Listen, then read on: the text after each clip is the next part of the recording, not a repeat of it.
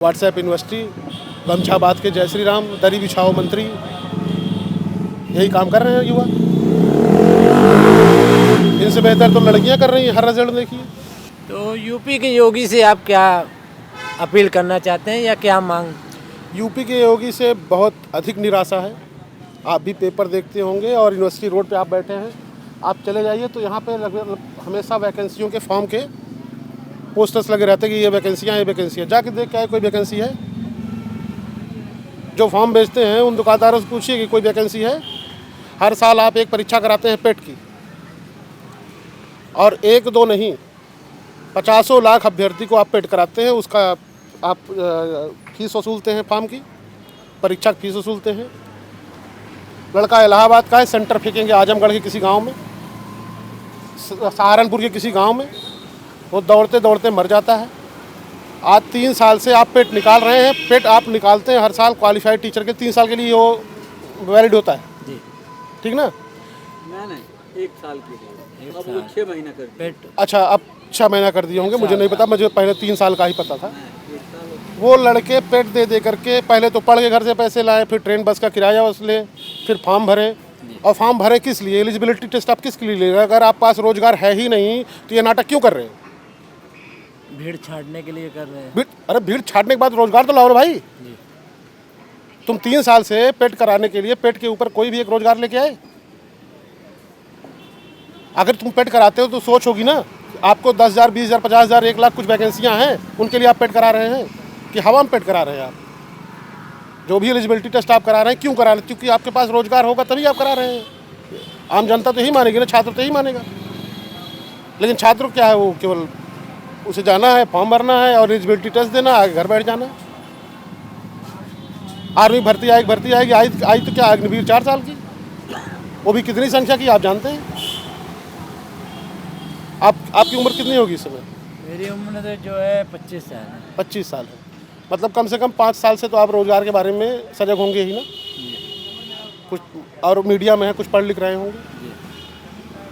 क्या आपने इसके पहले कभी इतनी बेरोजगारी फील की थी? सरकारी आंकड़ों की बात नहीं करता हूँ, सरकार तो कह ही रही कि 45 साल सबसे अधिक बेरोजगारी। कभी गवर्नमेंट सेक्टर्स में कभी इतनी कम वैकेंसी सोची थी, किसी ने सुनी थी? ये तो अभी ऐसा लग रहा है क्योंकि बढ़ती जनसंख्या के अनुसार जो है ऐसा हुआ होगा। बढ़ती जनसंख्या के अनुसार थोड़ा सा जॉब नहीं, तो मैं कहता रहा हूँ कि अगर घटती जनसंख्या में हर साल एग्जाम्पल तौर पे अगर 1.5 लाख भर्तियाँ आ रही थी ना, घटी हुई जनसंख्या में, तो बढ़ी हुई जनसंख्या में वह थोड़ा बढ़ना चाहिए और घट जाना चाहिए? थोड़ा बढ़ना नंबर परसेंटेज में घट जाएगी ना, नंबर तो बढ़ने चाहिए। और नंबर गिरते जा रहे हैं, बता तो रहा हूँ। कई साल बाद मैं देख रहा हूँ कांस्टेबल भर्ती आ रही है 7200 की, 32 लाख अभ्यर्थी हैं। सोच सकते हो क्या हालत है बेरोजगारी की? जैसे योगी जी ने अभी पुलिस का नोटिफिकेशन जारी कर दिया वही है। तो बता रहा हूँ मैं, 7,500 का, जी। 7,500 वैकेंसी है, 32.5 लाख लोगों ने फॉर्म भरे। बेरोजगारी का आलम क्या हो सकता है, सोच सकते हैं? 1 अनार 100 बीमार की स्थिति है। उससे भी ज़्यादा है, 100 भी नहीं, अब ये जुमला भी खत्म हो चुका है। एक बीमार 10,000, 10,000 हो गया है। एक अनार 10,000। तो ऐसे में ये जो अब ये तो केवल एक पर्टिकुलर एक छोटी सी भर्ती की बात है। लड़का तो एसएससी की भी तैयारी कर रहा है, बैंकिंग की भी तैयारी कर रहा है, लड़का सिपाही की भी तैयारी कर रहा है, लड़का एसआई की भी तैयारी कर रहा है, लड़का सर जनसंख्या बहुत बढ़ रहा है, इस पे आपका क्या कहना है? जनसंख्या जितनी है, कई रूपों में लोग कहते हैं कि जनसंख्या बढ़ना बड़ा गलत है और बड़ा विस्फोटक हो जाता है। आज की डेट में जनसंख्या का प्रतिशत उतना तेज़ नहीं बढ़ रहा जैसे 20 साल पहले बढ़ा था। अब लगभग लोग सजग हो गए हैं। आप देखेंगे अपनी जनरेशन में, आप देखिए जिनकी शादी हुई हो, प्रदेश सरकार ने स्थिति लागू की कि हम दो हमारे दो, अब काफ़ी हद तक वह फॉलो हो रहा है, ऐसा नहीं। इवन देन की मुस्लिम कम्युनिटीज़ में भी, जहाँ पे लोग कहते थे कि 8 पैदा और 10 पैदा रहा, उनके यहाँ भी जब शिक्षित परिवार है, आपके कोई मित्र होंगे, तो अब पता करिए उनके 1-2 बच्चे से अधिक पैदा नहीं हो रहे, पैदा करने की हिम्मत भी नहीं है। कुछ लोग बोल रहे हैं कि यही योगी सरकार और पहले होती तो इतना ज़्यादा जनसंख्या ना बढ़ता। यार अब योगी खुद बद्धी हैं तो पूरी दुनिया बद्धी कर देंगे क्या? नहीं, बढ़ती जनसंख्या के बाद क्या कर लेंगे योगी उसमें? क्या करेंगे आपके हिसाब से, क्या कर देंगे? यही जो हम दो हमारे दो का जो है नारा लगाया ये तो बहुत दिन से चल रहा है। जी। और धीरे धीरे उसका इम्प्लीमेंट भी हो रहा है। तो मोदी जी का एक नारा है सबका साथ सबका विकास, हो रहा है कि नहीं हो रहा है? अब इतनी देर से हम लोग बेरोजगारी की बात कर रहे हैं। जी, बेरोजगारी। इसके बाद सबका साथ सबका विकास कैसा बेरोजगारी है? को छोड़ दीजिए तो और क्षेत्रों में विकास आपने देखा कि नहीं देखा? किस क्षेत्र में विकास की मैं चर्चा करूं? रोड को ले लीजिए आप। रोड एक ऐसा चीज़ है कि रोड में विकास जरूर हुआ है। जी Gadkari is the only one performing minister. पर आप एक चीज़ सोचिए कि आज के 10 साल पहले जब हम यात्रा करते थे, 15 साल पहले, किसी एक सड़क पे चले जाइए आप 500 किलोमीटर और चले आइए, आप कम से कम 1200 से 2000 रुपये दे के आएंगे टोल टैक्स। आप टोल अलग देते हैं सड़क के नाम पे, आप डीजल पेट्रोल पे सेस सड़क के नाम पे अलग से देते हैं, गाड़ी खरीदते हैं रोड टैक्स अलग देते हैं। इतने सारे टैक्सेस रोड के नाम पे लिए जाते हैं, फिर टोल क्यों? कभी आप लोगों ने सोचा है? युवा है, टोल जो लागत लगती है सड़क की। मैंने क्या बताया आपको? जी। आप लोग अपडेट नहीं रहते क्या? जी जब गाड़ी खरीदते हैं तो 8% रोड टैक्स होता है। जी, अगर आप 10 लाख की गाड़ी खरीदी उसके है बाद भी टोल तो 80,000 का आप रोड टैक्स देते हैं। डीजल खरीदते हैं, पेट्रोल खरीदते हैं, रोड सेस है 5 रुपए। पर लीटर, फिर ये टोल अलग से। ऐसा क्यों? विकास तो आप कर रहे हैं, लेकिन किस दाम पे कर रहे हैं? आप सड़कें बना रहे हैं, आप तो उसका पूरा बोझा कई गुना हम पे बढ़ा दे रहे हैं। हमारी आमदनी घटती जा रही है, टैक्स बढ़ते जा रहे हैं, गिरी हुई है, पिछले 10 सालों में लगातार गिर रही है। यहाँ पर भारत में जो मिडिल क्लास है जी उसके लगभग मोदी सरकार आने तक 8.5 लाख करोड़ रुपए बैंकों में रिजर्व थे। अभी वो गिर के 3 लाख करोड़ पे आ गए। जो सेविंग्स है आम आदमी के अकाउंट्स में, उदाहरण तौर पर जैसे आपने 10,000 रुपया रखा था 2014 में, तभी आपके पास 7,000 रुपये भी नहीं, 3,000 रुपया बचा है। ऐसा क्यों हो रहा है? ऐसा साफ साफ है कि खर्च बढ़ रहा है, आमदनी कम हो रही है। आपकी सेविंग कब कम होती है? जब खर्च बढ़ेगा, खर्च बढ़ेगा, आमदनी कम होगी। आमदनी कम होगी। हर चीज़ पे tax tax tax tax tax. अगर यह इनकम बढ़ती रहे तो यह टैक्स बढ़ाना गलत नहीं, या महंगाई बढ़ाना भी गलत नहीं, लेकिन उस प्रतिशत में आपकी आमदनी बढ़े। क्या आपको लगता है 2014 से अभी तक लोगों की कमाई 3 गुनी हो गई है? नहीं 400 का सिलेंडर 1200 का हो गया, दिख रहा है ना?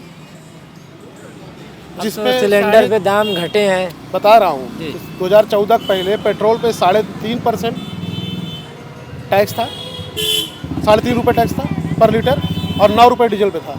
आज 33 रुपये वो पहुँच गया है, 32 रुपये वो पहुँच गया है।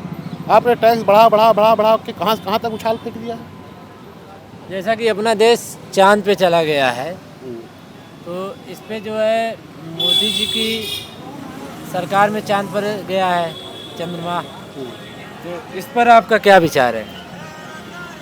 अब ये तो बड़ा हास्यास्पद प्रश्न है कि मोदी जी के काल में चंद्रमा पे चंद्रयान पहुंच गया। जी, तो कुछ इस सरकार का जो है महत्व तो है। सभी सरकारों को महत्व है, आज से नहीं चल रहा है वह जी। योजना, और ऐसी इतनी भी योजनाएं होती हैं, उनमें जो भी सरकारें होंगी। अब जैसे चंद्रयान का नहीं, चल रहा है मानव मिशन, जी अब उस टाइम पे कभी कोई गवर्नमेंट आए जो कि अभी तक पार्टी में रही नहीं, मान लो केजरीवाल आ गए, जी, तो सारा क्रेडिट केजरीवाल का हो जाएगा, मोदी जी का क्रेडिट नहीं रहेगा उसमें, मनमोहन सिंह का क्रेडिट नहीं रहेगा।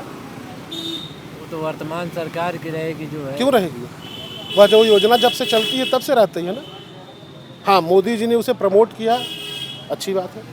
जैसे- ऐसा भी नहीं है कि मोदी जी सब काम खराब ही कर रहे हैं। जी, कोई भी सरकार आएगी तो ऐसा नहीं कि हर काम खराब ही करेगी, लेकिन ज़्यादातर उनका फोकस बुर्जुआ वर्ग पे है।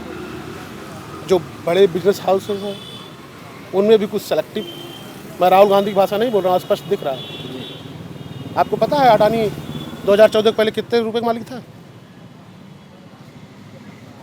35,000 करोड़। आज कितने तक पहुंचा था वो? 22 लाख करोड़ तक पहुंचा था। हिडेनबर्ग की रिपोर्ट लिखने के बाद फिर उसका ग्राफ गिरा।